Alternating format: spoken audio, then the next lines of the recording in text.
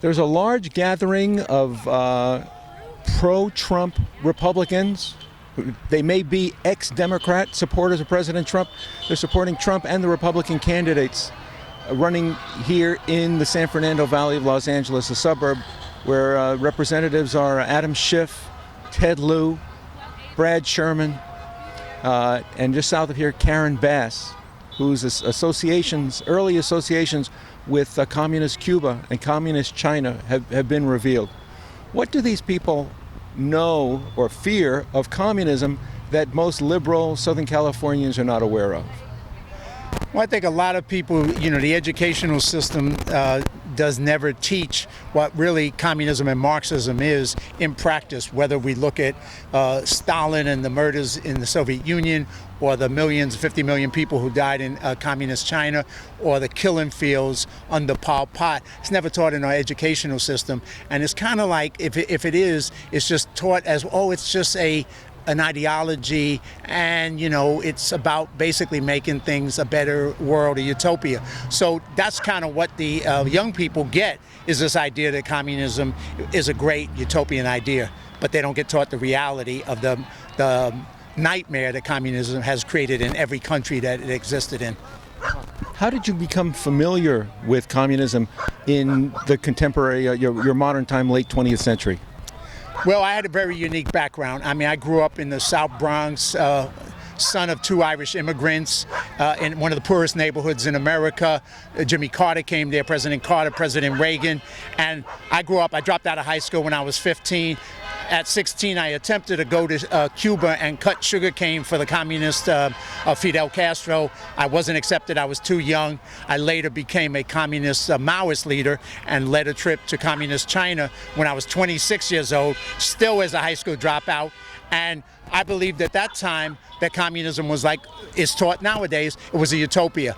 But little by little, I got some experiences that started opening my eyes to the reality that communism indeed wasn't a utopia, but it was a nightmare. And it took a little bit for me to get there, but I just got very lucky that I was able to get that information and make the shift away, become disillusioned with communism, and see it for what it really is, really one of the worst things that has been created in our world. Does the global communist movement have agents in the United States trying to change our system of government and social attitude? Well, absolutely. Back in the early days, in the 50s, communist Soviet Union had agents everywhere, and they had spies everywhere, and some of their spies got caught and actually put to death back in the 50s and 60s. Communist China, which became the competitor to the Soviet Union, also followed in the same footsteps. And as one fell apart as a communist regime, the other one rose to power. And the communist Chinese have used all kinds of tricks. In the university, they have a Confucius Institute that they spread throughout our universities. They have spies here. Recently, they arrested a spy who was working in the police department, a Tibetan who was working for the Chinese Communist Party. So they do whatever they can because they have a 100-year goal to basically overthrow the United States and take control of the world. And that's part of what the communist big game plan is. So when communist China, or the leaders, give Hunter Biden, Joe Biden's son, $1 billion to invest in a fund, does that come with a quid pro quo within the Democrat Party? Well, nothing comes, you don't give money without ever asking for something in return. So the communist Chinese don't spend that kind of money. They also have spent a lot of money. I work in Hollywood. They spend a lot of money in Hollywood, and they control the content of the Hollywood films because of the money they give. So anything that could be show some of the realities, like the oppression of Muslims in communist China, or some of the other oppression of religious groups in communist China, they will not allow that to be in any Hollywood film. So the Hollywood producers and owners of the studios will always take their movies and put them in a way that makes China look in a better light because of the money. So the money is controlling what they put out there. The selling point of communism is that they sell it on fairness or equality, that the poorer people become equal to the wealthier people. Do you feel that here in 2020 that there have been steps within the Democrat Party to try and increase impoverishment, to increase reliance on the government, such that people will be more accepting of this communist influence in American politics, government, and society? Well, no, I would put it in those words. I mean, like I said, I grew up in the ghetto of the South Bronx, and I've seen part of my change, my evolution in life, going from, and I wrote a book called From Mao to Reagan, which a born-again American, which tells about my transformation from being a communist to being a conservative. And what I saw growing up in the ghetto and the ghettos of America is that poor people, their poverty has helped them to rely on the state, whether it's welfare department, whether it's housing. And as long as poor people rely on the government and the state, they never develop empowerment, they never develop self-reliance, they never become successful. So after 50 years, people in the South Bronx or Detroit or Chicago are still in that impoverished position, and yet they've been told by the party, the Democratic Party, that they were going to make their lives better. 50 years later, their lives are worse. Why? Why is their lives worse? If for 50 years you promised them all these things, how come you didn't accomplish any of those? What's the totalitarian aspect of communism? What is the what? The totalitarian aspect of communism. Typically, socialism and communism require government control to make sure people are not doing things on the black market, selling things privately, and there's a level of intrusion of privacy on the part of the government, which is often enforced by neighbors. How much of what's happening today do you fear is leading us towards that kind of communist intrusion? Well, communism is a one-party system. A lot of times in our educational system and in our media in particular, they try to separate socialism from communism.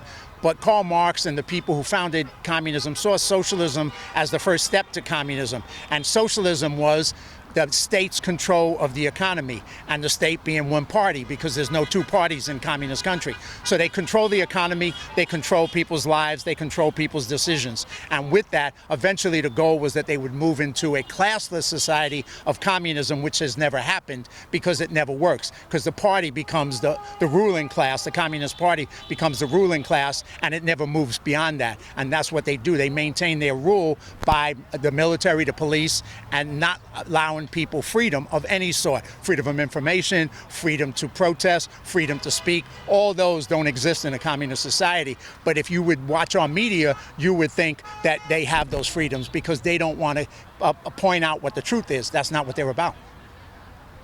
So here in the state of California, Governor Newsom criminalized sharing information that they consider not authentic regarding mail-in voting and complications from mail-in voting, cheating that may be going on, just sharing that. Where does socialism and communism fall on the idea of expression of criticism of what are deemed to be thought crimes? Well, if you look at any communist country or socialist country, and when I say communist country, they're really all socialist countries at different stages of development, depending on when they got to power. But you look at all of them, you don't have freedom of thought. You don't have freedom of expression. So whether it's Venezuela, whether it's Cuba, Vietnam, whether it's China, North Korea, you look at all of them, and if you speak out in any way against the regime, you're arrested, your family is penalized, and they control by fear. And that fear is powerful. They also control by the failure to allow you to get information through the media. They control social media, and our social media companies, big tech companies like Google, like Facebook, have collaborated with the Chinese in helping them to be able to not share information with their people. And also they start to play that role inside of America as well right now. I mean, that they're downplaying ideas which could be critical of the socialist Democrat movement? Well, once again, all the big tech companies have people who monitor, and they have one bias, and that bias is what they promote. They have an ideology that they're in favor of. Most of the people who run the big tech companies and Silicon Valley think socialism is a good idea, and so they basically control the information you're going to get. And just to give you an example, a day ago, I went on and searched on Google for a piece of information. I put down this group's website.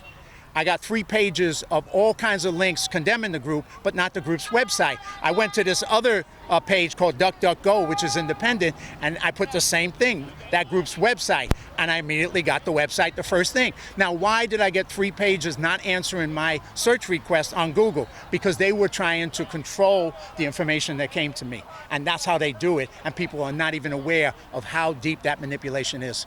It was trying to rewrite history, essentially? Yeah, rewrite history, rewrite what you believe, rewrite what you're able to access so you don't see things critical of socialist regimes or communist regimes or any of that. You don't see that because you have to go deeper and deeper. And they know that most people, when they go on a search engine, they're going to go look at the first couple of things. They're not going to go to the 3rd or the 4th or the 5th or the 6th page. They're just not going to do it. And they know that, so that way they can say, well, we shared that information, but it's a lie. If they're going to share it up front. Why don't you? Because they don't want you to get the information they don't want you to get. Simple as that.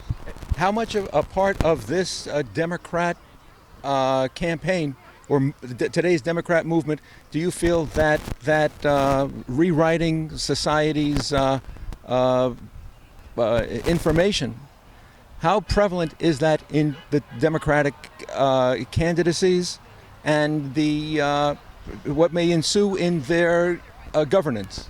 Well, you know, I started out life like maybe a lot of people. I started out as a Kennedy Democrat, JFK, Irish Catholic. So the Democratic Party of that time is very different than the Democratic Party of today. The Democratic Party has moved to the very, very far left and has moved towards people in their party, not everybody, but who are very openly pro-socialist and would like a socialist, communist type regime here. And that has become the who is really controlling the Democratic Party today. How concerned are you about a Democrat victory, given the way that there's this collaboration between the Democratic National Committee and big tech, Google, Facebook, and the rest of the information controllers? Well, I think everybody really should be concerned, because the bottom line of it, what makes America great, in my opinion, is that we have a republic, we have a constitution, we have a democratic system with 2 parties, and those 2 parties have, in my lifetime, half the time it's been Democrats in the White House and half the time it's been Republicans. But right now, there's people who would like to shift that equation to make it so that there's only one party, and that one party would be in power forever. And they're trying all different ways to accomplish that. But should they find a way to accomplish one party in power forever, we're going to end up with a society like Communist China, like Soviet Union, like North Korea. And any of us who have done the work or looked and done some research will see, if you want that, you want a nightmare. Therefore, this November, where will you be voting? Well, I tell you who I won't be voting for, Joe Biden. How about other Democratic candidates? You know, once again, I've become conservative for a lot of reasons. I do a lot of work in the veteran support community, military vets. You know, I listen to everybody. I've voted in my life for Democrats and Republicans. But at this point in my life, I'm a conservative.